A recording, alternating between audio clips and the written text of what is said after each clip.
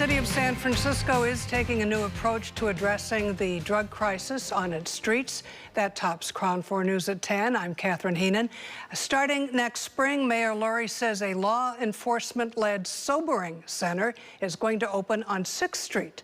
KRON 4's Lindsey talked with operators of sober living homes in the area who have concerns about the location of the new center. Treatment or jail. Recently, San Francisco Mayor Daniel Lurie and Sheriff Paul Miyamoto rolled out a new plan to clean up the city's streets. They say anyone caught intoxicated or using drugs in public will be arrested, but this time they'll have a new option. We're not going to tolerate people continuing to use fentanyl in our bus stops and on our streets. So we're not arresting people for their behaviors. We're trying to help them.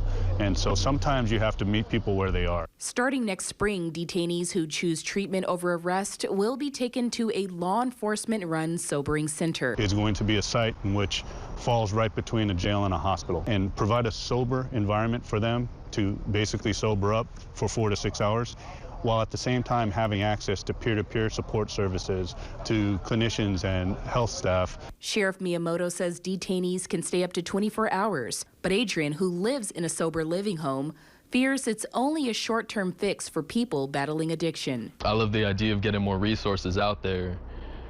My worry is that I don't want it to be another one of those situations where it's just like a place to leave people uncared for and to just get people off the streets. Founder and director of a San Francisco-based sober living facility, Julie Archer of Potential's Unlimited Sober Living Environment, says addiction has many complex layers. It's not a matter of just putting them in a sober house for 6 hours, because as soon as they get out, they're still going to be craving. And then to have a location like 6th Street, that's a trigger in itself. Archer says location matters, and 6th Street is already a hotspot for drug activity. One of her sober living homes is in the San Francisco Cayuga Terrace neighborhood, and she believes real recovery starts only when people get hospitalized and receive a proper psychiatric diagnosis before entering sober living. Because a lot of these addicts have a lot of trauma. Some of them are scared to death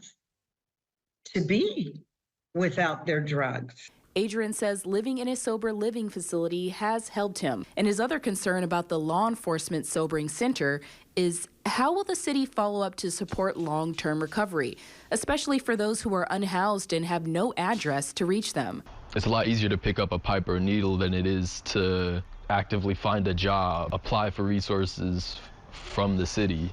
Archer says she's seen family and loved ones struggling with addiction, and she believes real recovery only happens when the person wants help, not when they're forced into it. They may have some bumps in the road, but as long as they pick themselves right back up, keep doing what they're doing, they're going to stay sober. But you have to want it. You have to want it. In San Francisco, Lindsey KRON 4 News.